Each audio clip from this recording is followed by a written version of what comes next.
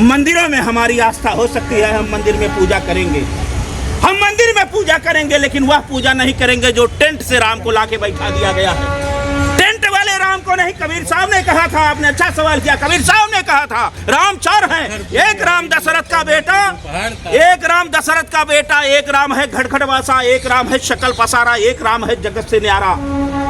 तो हम जगत के न्यारा को सबनों लोगों ने कहा दुनिया का मालिक एक है, क्योंकि यह रक्त भी एक है, इसको काट दो तो लाल निकलेगा। विश्व का कोई वैज्ञानिक बता नहीं सकता कि हिंदू का रक्त है कि मुसलमान का रक्त है कि आर्यसत का रक्त है, किसी संत का रक्त है। इसलिए प्रकृति ने यहाँ दिया है, इसका मैं आप संदेश दे रहा हूँ कि मानव जात के लोग जागो, जागो और सत्य और असत की परख करो ये, क्योंकि सत्ता की भूखी लोग हैं। जैसे रावण भगवा के रूप में आया, माता सीता का हरण कर लिया, इसी से भारतीय जनता पार्टी भगवा के रूप में, राम के रूप में, नाम इसके रूप में आपको ठग करके आपको गुलाम बनाना चाहती है। आप लोग जागो, ईवीएम का विरोध करो और इनके खिलाफ वोट करो, इनके खिलाफ वोट करो, भय मत करो, क्योंकि सत्य परेशान होता है लेकिन पराजित नहीं। आप खुद वस्त्र में हैं और आप बोल रहे हैं कि ये लोग क्या कर रहे हैं, ये लोग सनातन की बात कर रहे हैं, राम मंदिर बनवा दिया है, सारी चीजें हो रही है, फिर भी ईवीएम के खिलाफ उतर गए लोग, उतर गए, उनकी आवाज दबा दी जा रही है। हमारे जैसे बहुत लोग हैं, उनकी आवाज सुनाई नहीं दे रही है। ये आप तो ये चैनल वाले हैं कि दिखा दे रहे हैं, इतना बड़ा भी यहाँ भी कार्यक्रम हो रहा है, बड़ी बड़ी मीडिया कहाँ है। देश के पूर्व जस्टिस ने पढ़ा मैंने पेपर में, और चैनल पे चला कि लोकतंत्र, ये गोदी मीडिया जो है, जो बड़े चैनल हैं, इन्होंने आवाज को दबाने का काम किया। और सुप्रीम कोर्ट के जस्टिस साहब ने जो फैसला दिया मेयर के चुनाव में, उन्होंने भी कहा कि ये लोकतंत्र की हत्या है। इससे बड़ा क्या प्रमाण हो सकता है। संत ने छोड़े संत ही कोटिक मिले असंत, चंदन विश्व व्यापक नहीं लिपटे रहे भुजंग। तो हम सत्य की बात करेंगे। राम कौन है? उस राम के जपने से ये शरीर सबसे बड़ा मंदिर है, और इस शरीर में हनुमान जी रहते, दुर्गा रहती है, ईसाई रहते, पीर रहते, कबीर रहते, तुलसी रहते, पैगंबर रहते, सब रहते। इसमें राम यही श्वासा है। जब हमारा श्वासा निकल जाती है तब बोला जाता है राम नाम सत्य है।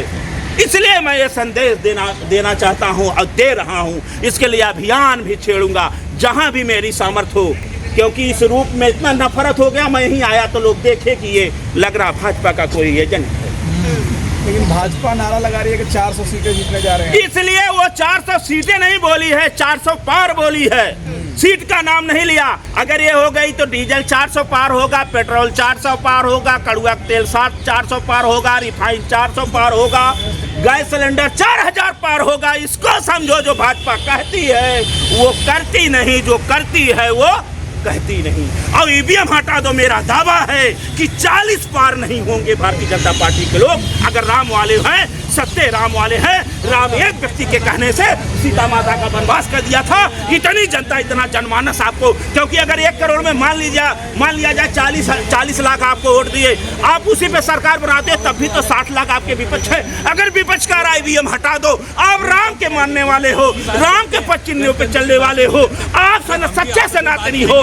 कृष्ण का भी आप जाकर समुद्र में जो है दर्शन करके आए हैं, तो आप उसको जो है उसको आप ईवीएम हटा दो, राम भक्त भी आप हो जाओगे और दूध का दूध पानी का पानी हो जाएगा। लेकिन ये ईवीएम नहीं हटाएंगे। इनकी जो गारंटी है ईवीएम है, और सरकार भी बनेगी तो ईवीएम द्वारा बनेगी। आया क्या मानसरोवर, आया क्या राष्ट्र, हिंदू राष्ट्र बनाने वाले संत जो महंत बन के चल रहे हैं, मानसरोवर तो पहले लाओ चीन से नहीं बात करोगे, पाकिस्तान की बात करोगे। कहीं अजहरी को गिरफ्तार कर लोगे, कहीं हल्द्वानी में घटना कर दोगे, कहीं उत्तर प्रदेश में जब हारोगे पेपर लीक पे लीक, वहाँ बुलडोजर बाबा की सरकार चल रही है। वही राम राज है, वही अयोध्या राम विराजमान है, और एक आप पेपर नहीं करवा पा रहे हैं। ये क्या है? इससे जागना होगा, लड़ना होगा। और मेरे देश के नौजवानों जागो, ईवीएम हटाओ, देश संविधान लोकतंत्र बचाओ।